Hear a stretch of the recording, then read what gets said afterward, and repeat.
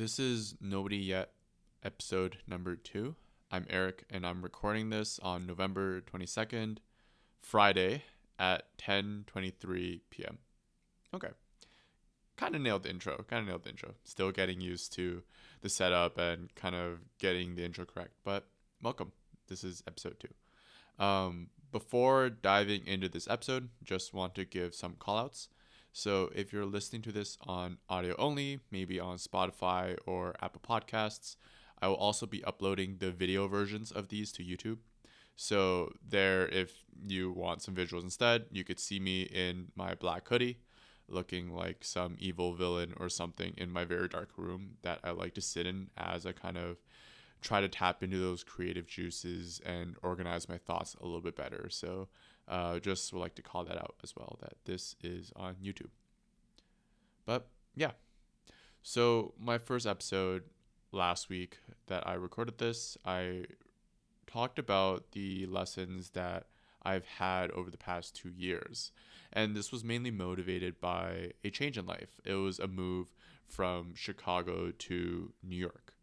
And now I've been in New York as I'm recording this, I think around 3 to 4 weeks now. I think I'm around 3 weeks.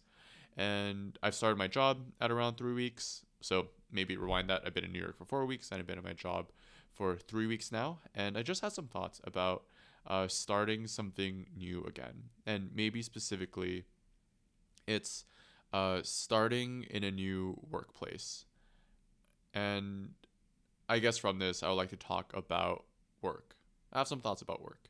And of course, as this goes in line with the story of like a 9 to 5 work life or things like that, I want to shift away from work or talking about work as a 9 to 5 work, but work in general, in the general form of making progress towards some sort of goal. I think I want to define work as that in this context. So the context in this case is from the 9 to 5. This is the inspiration of my thoughts.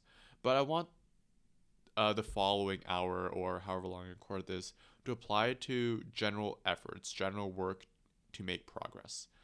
These are some patterns that I've noticed and some things that I'm noticing in myself now as I'm working through and gathering experience in my current workplace. Yeah. So I guess to start off, when I think about work, I think about a relationship of input to output. And I think work in general could be defined very easily as input, which could be like, let's say, the amount of hours that's being worked on something, or the amount of effort or the amount of mind space.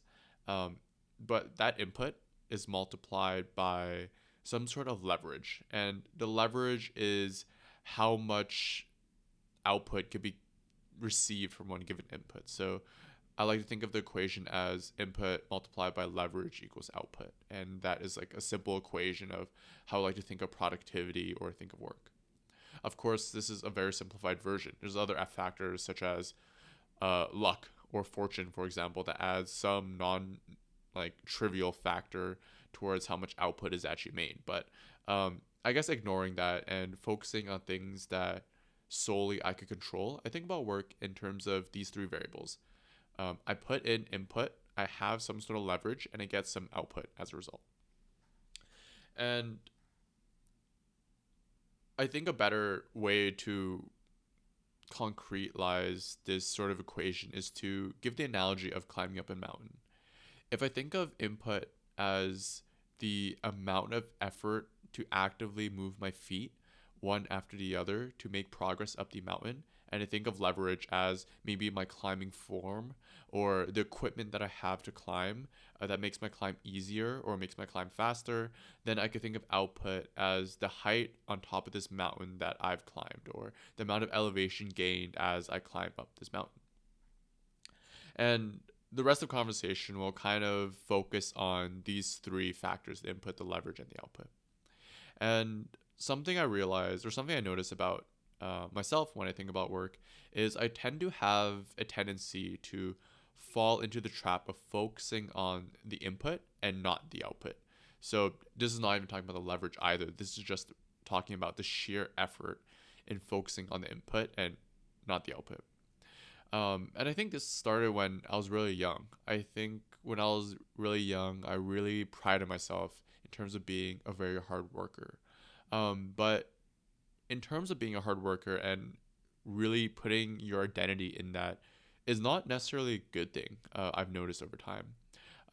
It resulted in me doing a lot of things that had no output. It had no results to show for, but it was like a sort of badge that I worked so hard at something, and there was pride in working hard at something, even though there was no obvious output or visible output as a result. Um, a example of this was when I was studying for the SATs and the ACTs, and this was like a long time ago. So this was when I was 14, so that was a little bit more than a decade ago at this time. But I remember when I was studying for the SATs, it was the year where the SATs just changed from the 2400 score to I believe it was the 1600 score format. And from that change, there were many different sections that changed as a result. But some major sections that haven't changed, for example, were reading and different writing sections. And at the time, I was terribly bad at the reading sections. And being so focused on the input as a kid, and of course, not being really reflective, just being a kid and not really knowing the world, being very naive, I really just focused on how many hours could I get into studying the SATs. And I remember spending so many hours doing so many reading sessions about all the different practice SAT tests that I could find, whether it be the the paid for test or like the bot tests that you get through like Princeton Review or one of those review textbooks, or some of those more shady resources that you find online, which you don't really know if it's a legitimate test or not. But regardless, I just remember doing so many practice tests. I would do one in the morning before I went to high school, and then several others when I came home at night.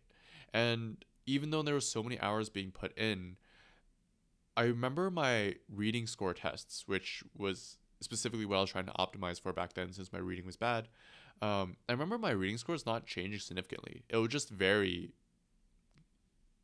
kind of up and down, like any kind of statistic would vary, but there weren't some visual trend, like obvious trend increasing over time as I was putting more hours in. But I remember digging in my heels and kind of really deluding myself and being naive of thinking, no, like more hours is definitely the way to go.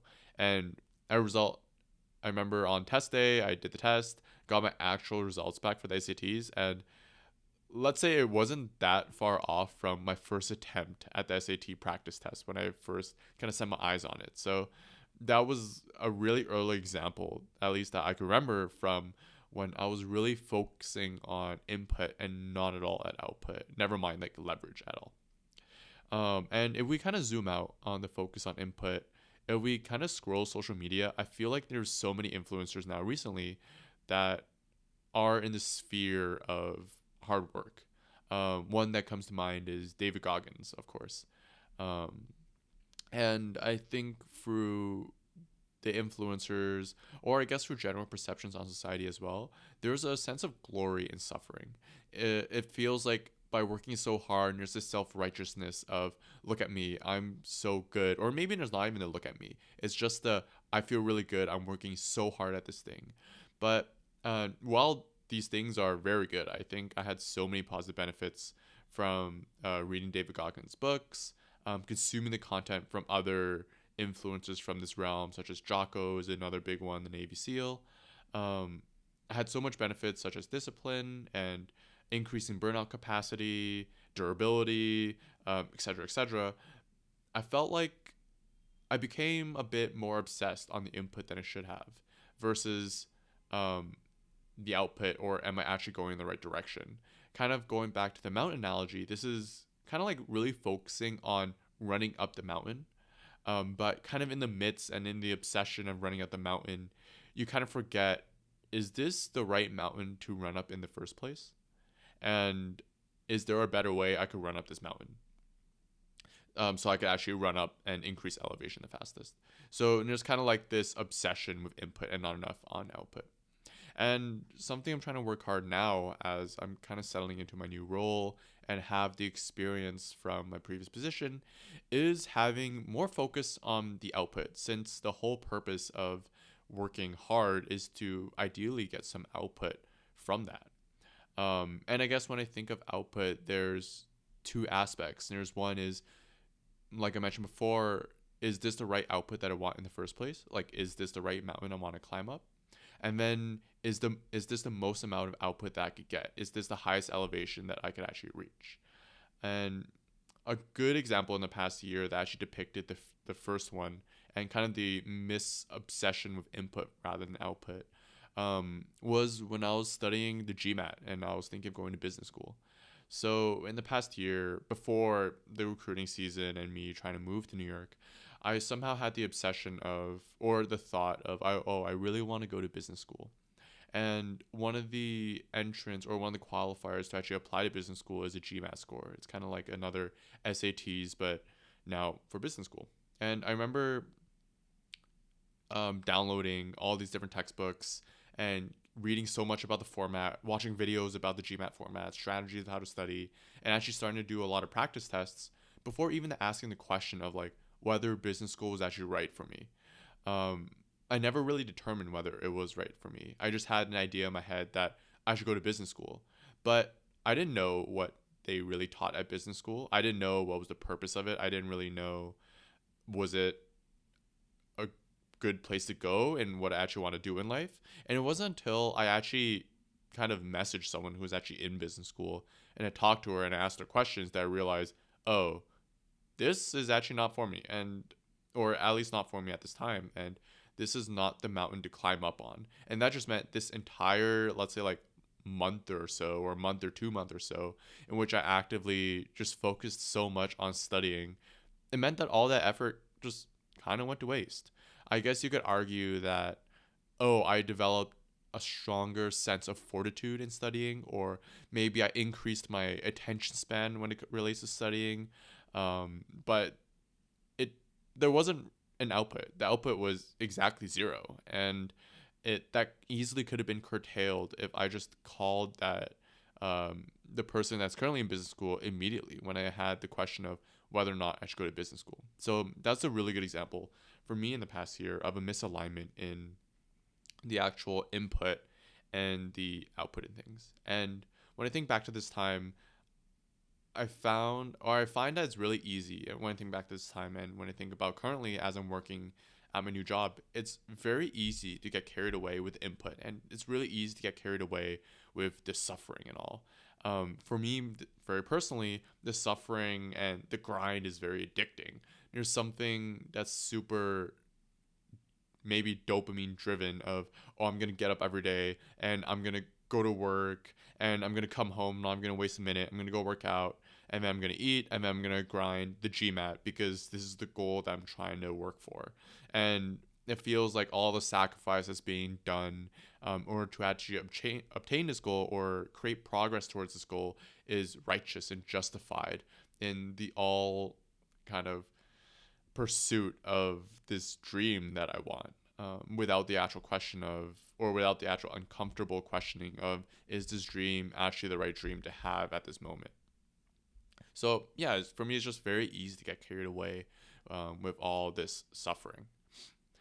And when I think back to the input and the output equation, grinding and working and having so much input without any output is kind of dumb. Like working for the sake of just working or just staying busy is a bit dumb. And this draws back to my previous thought of being a hard worker, something I valued so much as a kid.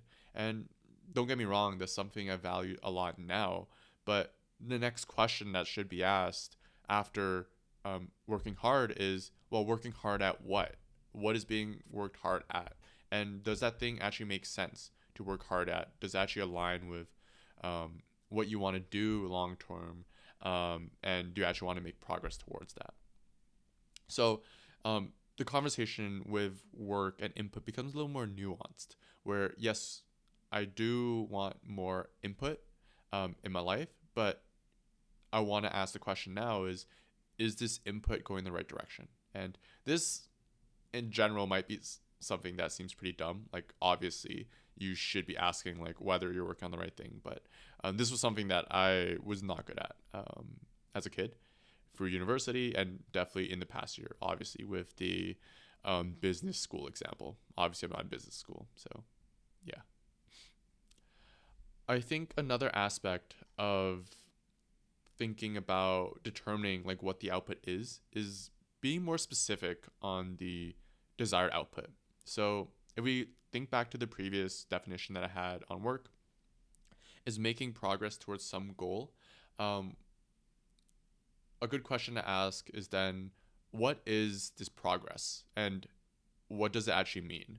Like obviously progress is something that I want to reach for and constantly work towards and constantly see day by day and see myself grow. But what does that mean? Like, what does progress mean? What does growing mean? And usually, this means, at least how I think about it, is trying to find some core metrics to actually benchmark my progress and how that kind of translates in the overall landscape of the dream or goal that I'm trying to reach. Um, and in many fields, this is actually very easy to find, and in many other fields, it's very hard to find. I think usually it's harder to find than easy.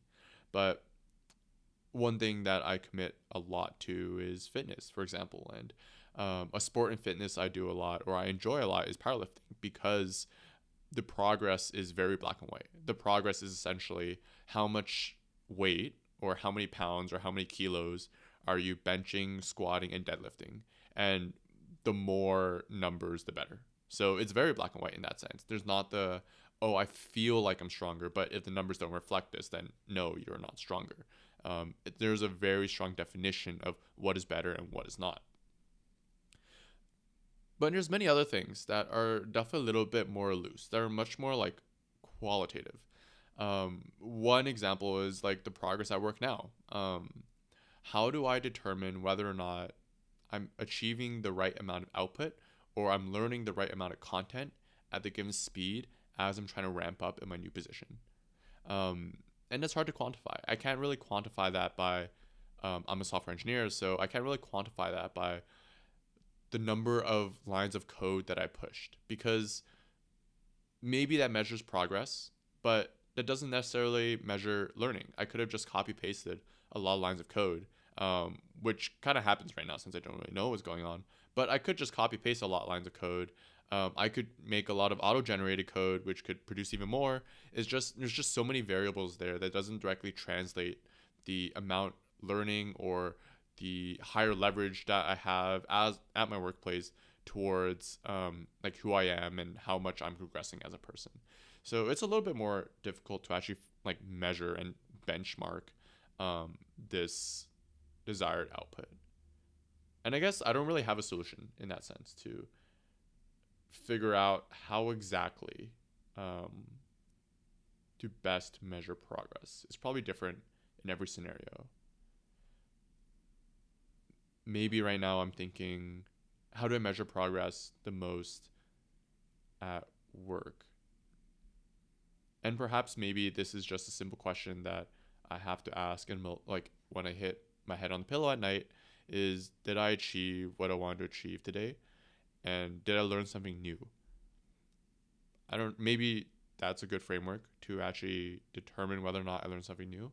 I think that's an idea I'm going to have to play a little bit more with. Ironically, as I prepared this and kind of jotted the notes that I want to talk about measuring output, I never really thought about the output or how to measure progress in my current position. So that is definitely something I want to think more about, and I want to explore more on maybe in this episode as I get more ideas, or if I get any more ideas in the next hour, or in future episodes as a kind of follow up on my current progress and see how I'm going. But yeah, I think it's important to measure progress somehow, um, as I kind of try to produce more output given the amount of input and leverage. And I guess in this framework, if there's a heavy sense or there's a heavy focus on output, this means that everything that is not directly contributing to progress in the allotted time to produce this output is kind of wasteful. And maybe saying everything is a little bit too strong, because I know there's other benefits such as, oh, I as a person improve um, if I work really hard but no results happen. The output is kind of the additional character and the additional skills that I have versus the actual result that I'm looking for. But if I'm really focusing on output, now I'm trying to, I guess, seesaw my other way of, I focus so much on input. Now I need to compensate that a little bit with more extreme focus on output. So this is definitely not something I would recommend, or really nothing in kind of my conversation here is something that I would recommend. These are all ideas that I'm playing with, and if anything, I would only recommend them to myself as I'm trying to see if they actually work in real time. But something I'm trying to work on right now is over index a little bit more on output. So everything that's not actively contributing to progress in the allotted time that I'm making is essentially a waste. And another really good example previously was this podcast.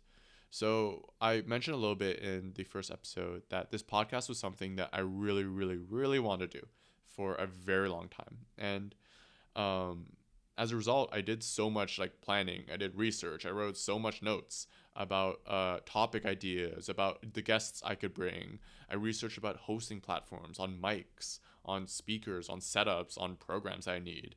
And I spent so much time and so much time after work. But like, if I really think about the past year or the past 2 years that I want to make this progress and kind of did those things, if we go back to the input times leverage times output, there was so much input, there was so much time invested, but there was absolutely no output made.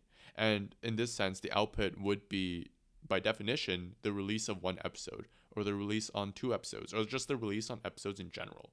And all this time was given, no episodes were released. Therefore, all this time was kind of wasted. And to be honest, I ended up just buying a random mic that I just found on Amazon that seemed pretty good for its price. And now I'm just recording this on like QuickTime Player on the Mac. So all the efforts that I made previously just kind of went to waste there. So yeah, that's something I definitely need to work a little bit more on, is a focus on the output and really trying to minimize everything that's not actively contributing to the output. Um, yeah, I think maybe another tangent that could go on here is the thoughts that I have. I have so much thoughts, but I find myself not committing to a lot of action. So there's also kind of a sub goal under that of, how do I make sure that I'm much more focused on action and much less focused on just thinking all these different thoughts or these opinions or these insights that I have, but not actually enacting on them. And that kind of renders the thought useless because it's not actually changing the situation and the behavior that I have in life. So it's increasing the output given the amount of input that we have, or that I have, sorry. Now, starting in a new position or starting in any new pursuit, there's actually something counterintuitive that I think there is present as well. Starting in anything new, there's usually never any leverage, which means that if we think about input multiplied by leverage equals output and ignoring things like luck, there's essentially no output that's being made, no matter how much input that's being given. Um, and this is usually due to the fact that like there's just no knowledge about what's being pursued. In my current work environment, or in my current work, let's say 2 weeks ago when it was my first week on the job, I didn't know what was going on. I don't know like the production timeline. I don't know how to test code. I don't know where to look for examples. I don't know how the code base is structured. And there's just so many things that I don't know, that if you just throw me like into like a project in which I have no context to work with, I'm gonna produce like next to no output for the next long while, and before anything comes up. So that's just a really strong reminder that in the beginning, it's hard to obsess about the output, and probably output shouldn't be obsessed at all, given that no output could be generated anyways. And if no output could be generated anyways and a leverage is zero, that means there should be a focus to generate more leverage so that output can actually eventually be increased upon as we have some input. This means that kind of contradicting everything that I said earlier of focusing on the output, in the beginning, I feel like the input should be obsessed upon, um, because there's no leverage. And presumptually, as I'm beginning something, there's this newfound energy. For example, at my new job, starting out 3 weeks ago, I still have this excitement of learning new things, and I'm super curious to learn all the different technologies and all the different features that could be built and all the different projects that are being pursued. For me, it's a very exciting time. It's kind of like the feeling of hope that I have of, oh, I'm going to have so much impact in my new position. And this all around kind of motivation is very good fuel to just continuously put in more input, even though there's absolutely like no output that's being made. And only by pouring in so much time and so much effort can actually some leverage be made. And of course, the degree in which leverage grows also varies by how much input that's being put in. But only could so much input be put in can that generate leverage and could actually generate um, desired output, hopefully, over time as I become a little bit more settled in my role. So, interestingly enough, in my current position, um, I'm currently obsessing over input. Um, so I guess a typical day for me looks like waking up at 7 or 8, depending how late I slept, getting to the office at around 8 or 8:30, and then working to 5:30 ish, going home or working out, coming home at let's say around 8, and then I would eat, and then I would continue working until like 11 or whenever I want to go to sleep. So for me, like a typical weekday, and then on weekends, I would work here and there as well. So a typical week is very work in terms of not making progress, but like work in terms of like the typical like professional career work. It's really career work focused right now, and that's just my obsession of focusing on the input in the hopes of generating leverage, and in the future hopes of generating output. Now, for me personally, there's like even more asterisks that I need to put on this because it's kind of like I know that I have no leverage right now compared to let's say like the senior developers. But deep in the back of my mind is also the knowledge of, oh, I'm very input obsessed historically. So who's to say that this current obsession on input isn't just um, a reflection of that hidden bias that I have to actually focus so much in terms of working hard and then just ignoring the output completely. And that's something that's difficult for me personally right now to rationalize of how do I actually make sense of this to myself. I know that I want to work really hard so I could generate output as soon as possible, but how do I make sure I don't become stuck in this kind of situation where it's just head down and I'm just working and I'm not really thinking about how do I work smarter or how do I actually work on a more correct project or a more correct feature, for example. I think there's additional layer to this in terms of thinking about input. Input in this sense is not just time spent at computer or time typing code or whatever. But there's also many other forms of input as well that I'm often forgetting. One obvious example of input is just meeting new people. In any new situation, any new workplace, club, new city, there's just so many new people that I could meet. And in my context, it would be at the company, but there's so many cool people that I can meet and I can learn so many things from, whether it be their backgrounds or their technical abilities, the contexts that they have for different problems, and just their perspectives on our current platform, the projects, the features. And I think this overall increases the ease at which I could ask dumb questions that I may have. It also helps the partnerships that I may have down the line. And it also helps that sense of excitement, the sense of drive to continuously spend more time into the projects that I work on in hopes of making more output. So there's also kind of another asterisk. I guess now I'm at 3 asterisks or 4 asterisks. But there's another asterisk there of input is not just amount of time spent in front of computer coding and being alone, but is also just actively talking to people. This means taking lunch not in front of my computer, which is something that I'm very used to doing. I'm used to just sitting in front of my computer and coding as I eat, so I wouldn't really take a lunch.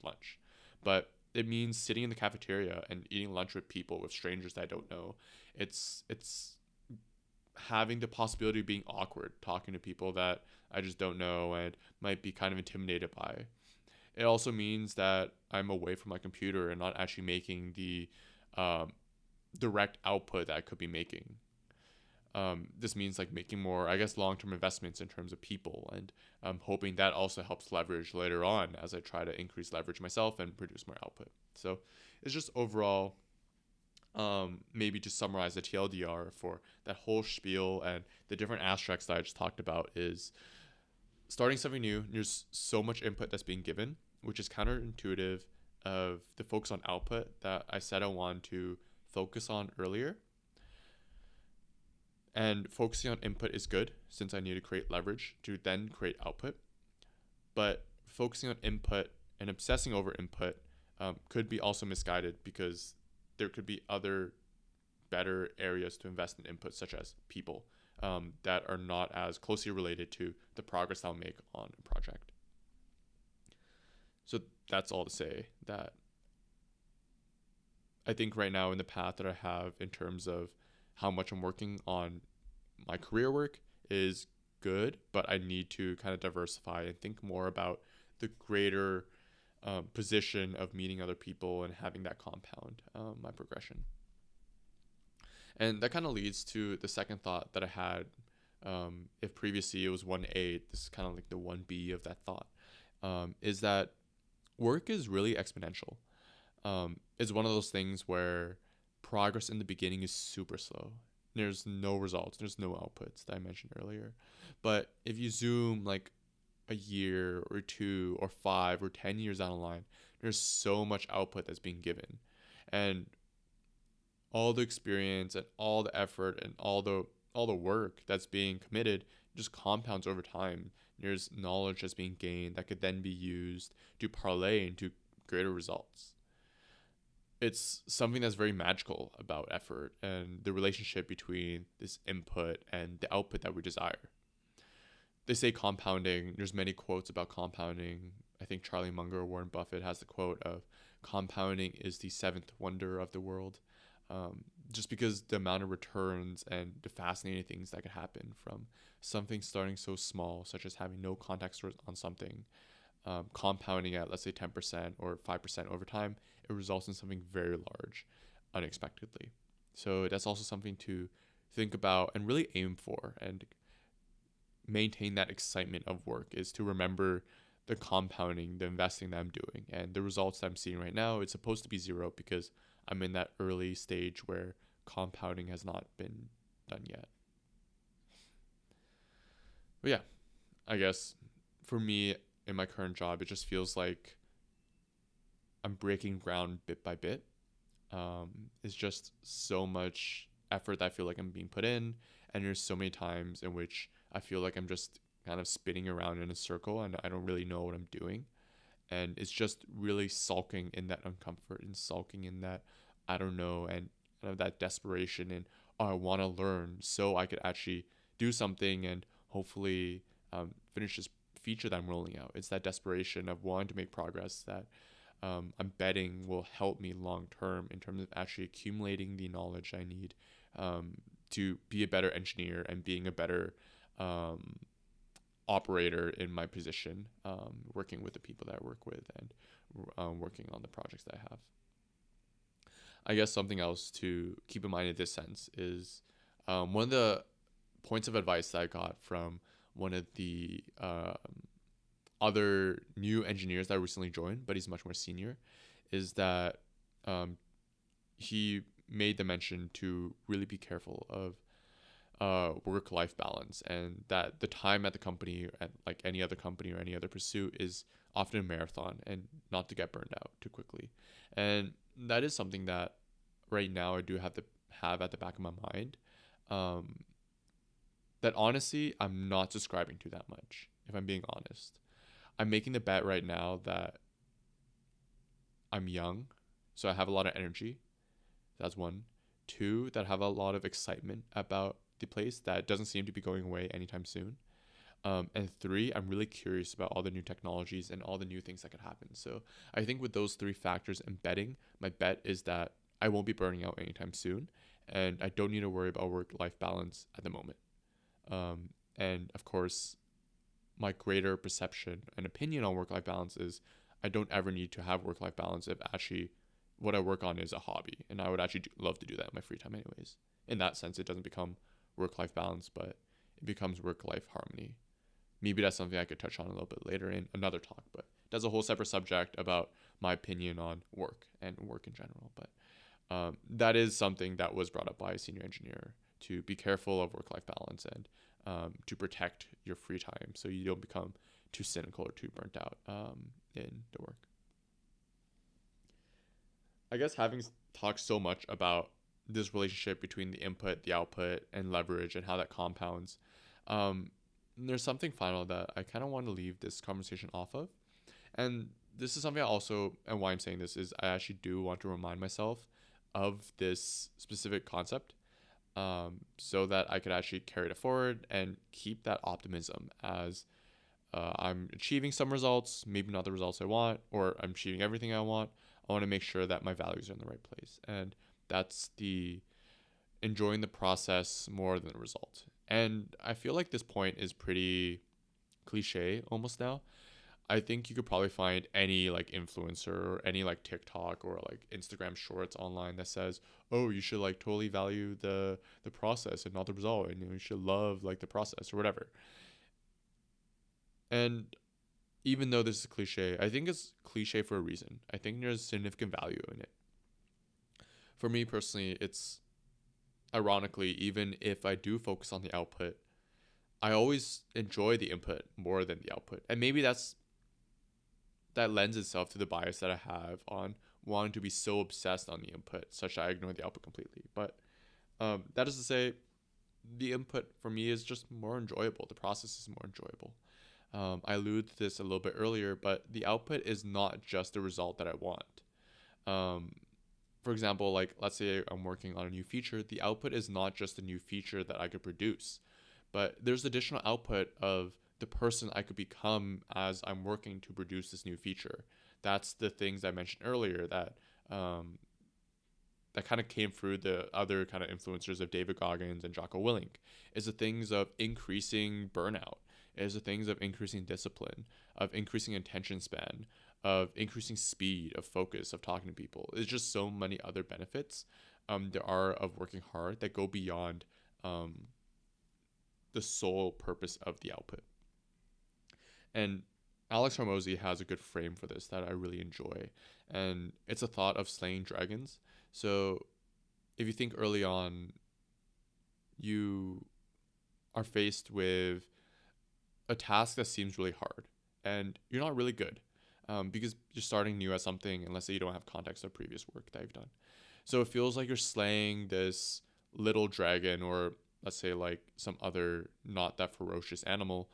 You're slaying it with a stick. You don't really have a weapon. And that challenge is very difficult. But once that creature or the animal is slain, there is a more scary one after that. There's like a bigger dragon that you must slay then. But when you go slay that dragon, you're no longer armed with a stick anymore. You're armed with, let's say, a sword. And when you slay that dragon, there will be a more scary dragon. But now you're not armed with a sword. You're armed with, let's say, like a machine gun or something. So it's as bigger challenges come, you become more prepared to face those challenges because of all those other prerequisite skills that you build over time, to actually approach the task that you currently have. So in that frame, and all the David Goggins, Jockos of the world, of that is all to say, there's the output of who you'll be in the future, and that is also something that could be cherished when thinking about the process and not just solely the result of needing to perform whatever it is that I want to achieve or have. I think for me personally, that's how I think about all the other hobbies that I do have and how it services my central goal. And maybe this is just me being young at this moment, such that I could do it, given that I don't have responsibilities of a family or anything like that. I can just obsess over something like professional career and shape my hobbies such that all of them benefit that central tenet of like a career. A good example for me is powerlifting and gymming. I see powerlifting and gymming as a good way to flex other muscles. I guess like literally flex other muscles than the more intellectual work and the knowledge work that I have majority of the day. So when I'm in the gym and I'm working out, I'm feeling the pump in my quads or my back when I'm deadlifting or whatever.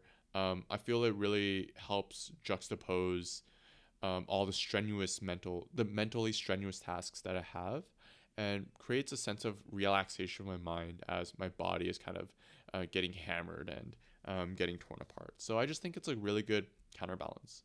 And with working out, I think there's other benefits that I receive, such as um, increased attention span. That's something that I find helps my work immensely.